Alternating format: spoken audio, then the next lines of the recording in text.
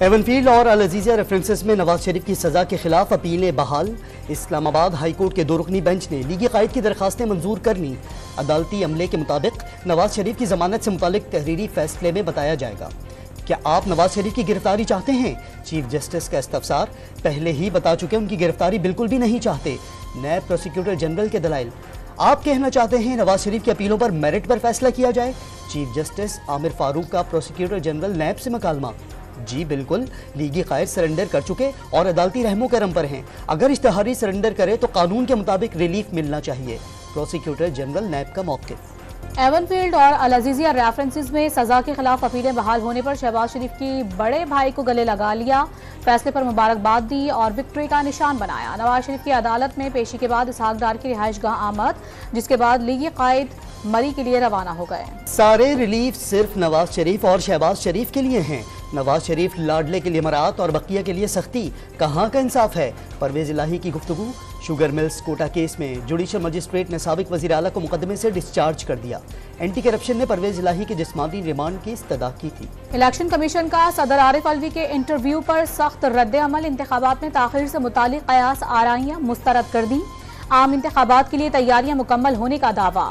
حلقہ بندیوں کی حتمی اشاعت کے بعد 30 نومبر کو انتخابی شیڈول دے دیا جائے گا۔ الیکشن کمیشن کا 2 ٹوک پیغام۔ ابتدائی حلقہ بندیوں پر اعتراضات جمع کروانے کا کل آخری روز۔ سہولت سینٹر کل تک کام کرتے رہیں گے۔ الیکشن کمیشن نے تحریک لبیک پاکستان کو ریاست مخالف سرگرمیوں اور فورن فنڈنگ کے الزامات پر کلین چٹ دے دی۔ ایسا کوئی ثبوت نہیں کہ ٹی ایل پی ریاست مخالف جماعت ہے۔ الیکشن کمیشن نے سپریم کورٹ فیصلے پر عمل درآمد رپورٹ جمع کرا دی۔ فیض آباد دھرنا آپریشن کے دوران ٹی وی چینلز کی نشریات ہدایت کی خلاف ورزی پر بند کی گئیں۔ کسی نیوز چینلز کو بند کرنے کی کوئی ایڈوائزری جاری نہیں کی۔ فیض آباد دھرنا عمل درآمد کیس میں پیمرا نے سپریم کورٹ میں جواب جمع کرا دیا۔ غیر قانونی تارکین وطن کے معاملے پر کوئی سمجھوتا نہیں ہوگا۔ کہاں مقیم ہے سب معلوم ہے۔ پاکستانی سہولت کاروں کو بھی سزائیں دی جائیں گی۔ نگراں وزیر داخلہ کا 2 ٹوک پیغام۔ غیر قانونی مقیم افراد کو خصوصی مراکز میں رکھا جائے گا۔ واپس جانے والے افغان خاندان کو 50,000 افغان کرنسی ساتھ لے جانے کی اجازت ہوگی۔ وطن کے لیے ہم نے تمام تیاریاں مکمل کر لی ہیں اور اس پہ کسی کو ڈاؤٹ نہیں ہونا چاہیے، اور انشاءاللہ ہم 1 نومبر سے اس کو بڑی سختی سے اس کو عمل کریں گے۔ پانی سر سے گزر گیا، اب فیصلہ کرنا ہوگا۔ کسی بھی غیر قانونی مقیم غیر ملکی کے لیے پاکستان میں کوئی جگہ نہیں۔ پناہ دینے والے بھی مجرم ہوں گے۔ وزیر داخلہ سندھ حارث نواز کی گفتگو۔ افغان شہریوں کا وطن واپسی کا سلسلہ جاری۔ طورخم اور چمن بارڈر کے راستے ایک دن میں 4,000 سے زائد افغان باشندے اپنے وطن واپس لوٹ گئے۔ پاکستان چھوڑ کر جانے والے افغان مہاجرین کی تعداد 72,000 سے زائد ہو گئی۔ افغان مہاجرین کو 31 اکتوبر تک پاکستان چھوڑنے کا حکم دیا گیا تھا۔ 132 سے زائد افغان پناہ گزین پہلی چارٹرڈ پرواز سے برطانیہ روانہ۔ اسلام آباد ایئرپورٹ پر خاص کیٹیگری کے افغان پناہ گزینوں کا پروسیجر مکمل کیا گیا۔ امریکی سفیر ڈونلڈ بلوم کی نگراں وزیر اعظم سے ملاقات۔ عام انتخابات، علاقائی امور اور امریکی شہریت کے منتظر افغان شہریوں کے محفوظ منتقلی پر بات چیت۔ قطر میں گرفتار 8 بھارتی جاسوسوں کا سزائے موت کا حکم۔ بھارتی بحریہ کے اعلی افسران نجی کمپنی کی آڑ میں جاسوسی کرتے تھے۔ بھارتی حکومت نے بھی سزا کی تصدیق کر دی۔ عالمی برادری کے مطالبات اور دنیا بھر میں مظاہرے بے سود۔ صہیونی افواج کے 19ویں روز بھی بمباری۔ ایک دن میں مزید 800 فلسطینی شہید۔ صہیونی مظالم بے نقاب کرنے والے الجزیرہ ٹی وی کے صحافی کے خاندان کے کئی افراد بھی شامل۔ شہداء کی تعداد 6,546 تک پہنچ گئی۔ 17,439 افراد زخمی۔ غازہ میں ایندھن کی فراہمی نہ ہونے سے آج سے اسپتال بند ہونے کا خدشہ۔ اسرائیل نے شمالی غازہ میں زمینی جنگ کی راہ ہموار کرنے کے لیے محدود پیمانے پر کارروائی شروع کر دی۔ صہیونی افواج رات گئے ٹینک اور بلڈوزر کے ساتھ غازہ میں داخل۔ ابتدائی کارروائی کے دوران حماس کے اینٹی ٹینک میزائل کے لانچنگ پیڈ تباہ کرنے کا دعویٰ۔ فلسطینیوں کو غازہ کے شمال کی جانب سے ہجرت کر جانے کی دھمکی۔ امریکہ نے غازہ میں انسانی بنیادوں پر جنگ میں وقفے کی حمایت کر دی۔ جنگ میں وقفے کا مقصد غازہ میں امدادی سامان کو پہنچانا ہے۔ صدر جو بائیڈن کا آسٹریلوی وزیر اعظم کے ساتھ پریس کانفرنس میں اسرائیل پر نہتے اور بے گناہ شہریوں کے تحفظ پر زور۔ امریکی اعلیٰ حکام کے مطابق اسرائیل سے جنگ میں وقفے سے متعلق بات چیت ہوئی ہے۔ قحط سالی سے متعلق اقوام متحدہ کے لیے کام کرنے والے ادارے آکسفام کا غازہ میں امدادی سامان فوری بھیجنے کا مطالبہ۔ غازہ میں صورتحال خوفناک ہو چکی۔ 22 لاکھ شہریوں کو فوری خوراک کی ضرورت ہے۔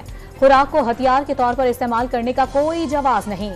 لاکھوں افراد کو اجتماعی طور پر سزا دینا کہاں کا انصاف ہے؟ ترجمان آکسفام سے لیابی خلیل کا عالمی رہنماؤں سے فوری اقدامات کا مطالبہ۔ سیکریٹری جنرل اقوام متحدہ نے اسرائیلی سفیر کے الزامات مسترد کر دیے، حماس کا دفاع کیا، نہ ہی اس کی کارروائیاں درست قرار دیں، سلامتی کونسل میں بیان کو غلط رنگ دیا گیا۔ اینٹونیو گیوٹرس کی وضاحت، اسرائیل سے غازہ میں بمباری بند کرنے کا مطالبہ دہرا دیا، دونوں فریقوں پر مل بیٹھ کر مسئلے کا حل نکالنے پر زور۔ سینٹ کا اجلاس کل صبح 10:30 بجے طلب کر لیا گیا، مسئلہ فلسطین سے متعلق بحث کی جائے گی، فلسطینیوں سے اظہار یکجہتی کی قرارداد بھی پیش ہوگی۔ شاہینوں کی ورلڈ کپ کرکٹ میں بقا کی جنگ، پاکستان کل جنوبی افریقہ کے مد مقابل ہوگا، سیمی فائنل تک رسائی کے لیے قومی ٹیم کو اگلے تمام میچز جیتنا ہوں گے۔ اوپننگ بیٹر فخر زمان کی بھی پریکٹس سیشن میں شرکت، فٹ نہ ہونے پر ابرار احمد کو ٹیم میں شامل کیے جانے کا امکان۔ پے در پہ شکستوں سے نڈھال قومی کرکٹ ٹیم کے کپتان بابر اعظم کا 1992 کے ورلڈ کپ کی تاریخ دہرانے کا عزم، کھلاڑیوں کا حوصلہ بڑھاتے ہوئے کہا کہ ورلڈ کپ جیسی شکستوں کا ذائقہ کئی بار چکھ چکے ہیں، جب بھی نیچے سے اٹھتے ہیں تو سیدھا ٹاپ پر جاتے ہیں۔ ورلڈ کپ کرکٹ میں انگلینڈ کا سری لنکا کو جیت کے لیے 157 رنز کا ہدف، بین سٹوک 43 اور جانی بیرسٹو 30 رنز بنا کر نمایاں رہے، ڈیوڈ ملان 28 اور معین علی نے 15 رنز بنائے، لائرو کمارا نے 3 کھلاڑیوں کو آؤٹ کیا، کوسن راجیتھا انجلو میتھیوز کی 2 وکٹیں، ہدف کے تعاقب میں سری لنکا کی بیٹنگ جاری، 16 اوورز میں 95 رنز، 2 کھلاڑی پویلین لوٹ گئے۔ سائفر ٹرائل روکنے سے متعلق چیئرمین پی ٹی آئی کی درخواست پر سماعت مکمل، اسلام آباد ہائی کورٹ نے فیصلہ محفوظ کر لیا۔ چیف جسٹس قاضی فائز عیسیٰ نے ججز کے خلاف شکایات کے معاملے پر سپریم جوڈیشل کونسل کا اجلاس طلب کر لیا۔ چیف جسٹس کی سربراہی میں اجلاس کل 11:30 بجے ہوگا۔ جسٹس سردار طارق مسعود، جسٹس اعجاز الحسن، جسٹس امین حسین بھٹی اور جسٹس نعیم اختر جوڈیشل کونسل میں شامل۔ خیبر پختونخوا کی نگراں حکومت نے نومبر سے فروری تک 4 ماہ کے لیے 529 ارب کے بجٹ کی منظوری دے دی، نگراں وزیر خزانہ نے تنخواہوں میں کٹوتی کی افواہیں مسترد کر۔ ملک بھر کے صنعتی صارفین کے لیے بجلی کا رعایتی پیکج تیار، بجلی کے فی یونٹ ٹیرف پر 17.84 روپے تک ریلیف کی تجویز پر غور جاری۔ نگراں حکومت نے بجلی کمپنیوں کے افسران کو مفت بجلی کی بجائے رقم دینے کی تیاریاں مکمل کر لیں۔ پاور ڈویژن کی سمری پر کابینہ کی توانائی کمیٹی میں آج شام حتمی فیصلہ ہوگا۔ پی آئی اے نے بڑی تعداد میں پروازیں منسوخ ہونے کی خبریں غلط قرار دے دیں، یومیہ بنیاد پر پروازوں کا شیڈیول جاری ہے، ایندھن کی دستیابی کو دیکھتے ہوئے پروازیں چلائی جا رہی ہیں، ترجمان پی آئی اے کی وضاحت۔ سردیوں میں گیس مہنگی ہونے کے ساتھ ساتھ صرف 8 گھنٹے ہی ملے گی، حکومت نے صرف کھانے کے اوقات میں گیس فراہم کرنے کی حکمت عملی بنا لی، نئے کنیکشنز پر پابندی برقرار رہے گی۔ کراچی میں ٹماٹر کی قیمتوں کو آگ لگ گئی، چند روز قبل 100 روپے کلو فروخت ہونے والے ٹماٹر کی قیمت 100% اضافے سے 200 روپے کلو ہو گئی۔